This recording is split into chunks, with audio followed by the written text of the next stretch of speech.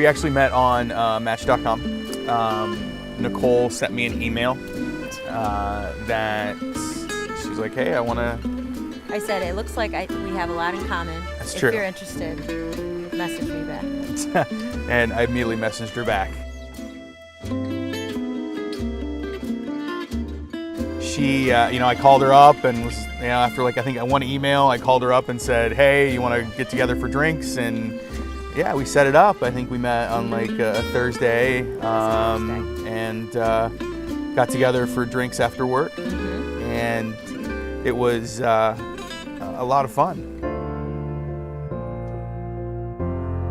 So our first date, he always says that he knew I was into him because I gave him a really big hug when we were leaving. I told him later that I do that to everybody. It was like it was a lingering hug. It was. I love a good hug, and you give a really good hug. I know I give a good, but you give a really good hug. So, and then that's the only reason you got a second date is because of that hug. Yeah. Just kidding.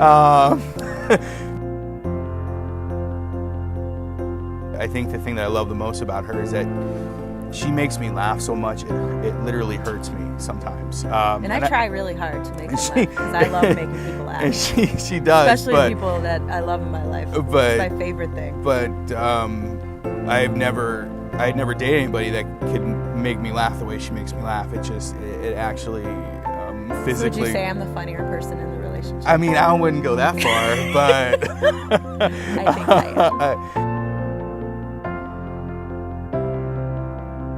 Probably the greatest story. I emailed her mom and I said, hey, can I come over? I need to talk to you about something about your daughter. And she said, sure, come over. And I go, great. So I drove over and I came in and I sat down and I said, listen, I love your daughter very much and I would wonder if I could marry her and ask her to marry me. And she goes, oh, of course. And I showed her the ring. She loved the ring. And she goes, thank God.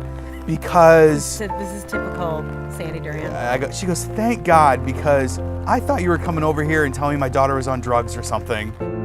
And that is why I love my future mother-in-law, because she is equally as funny as her daughter.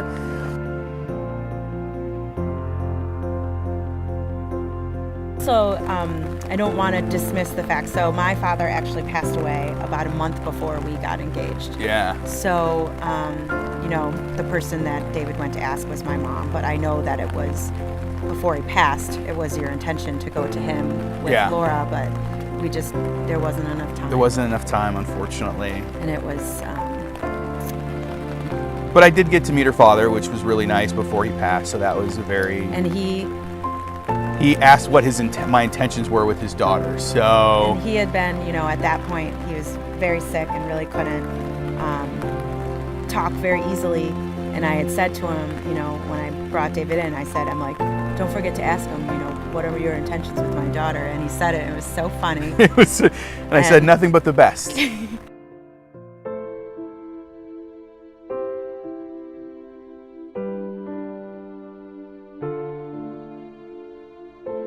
I knew it was coming at some point, but I had no idea when.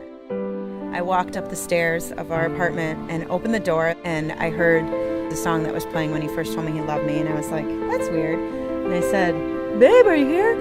And he didn't say anything, and I came around the corner, and I saw him standing there with this big bouquet of yellow roses with the ring, just standing there. She's like, is it happening? Is it happening? Oh my God. Oh my God. Oh my God. And essentially stopped and froze and didn't know what to do. Yeah. And I'm like, should I come? And he just still didn't say anything and just said, yeah, Yeah. And so I put my stuff down and walked in.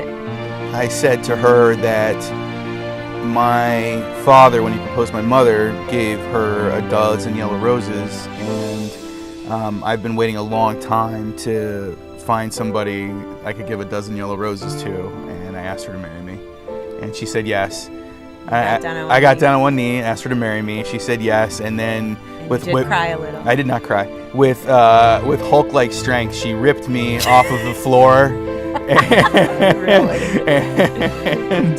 and pulled me in, squeezed the ever-loving life out of me. But it was wonderful, and so wonderful. What's so amazing about a wedding is that every single person that you love, that I love, that David loves, that loves us, will be in one room. And I can't wait for that. You never get a moment like that again in your life, and I think that I can't wait to just sit down and look around at all these people that made time to come and celebrate with us, and that's just, I can't wait. I think it's going to be so awesome.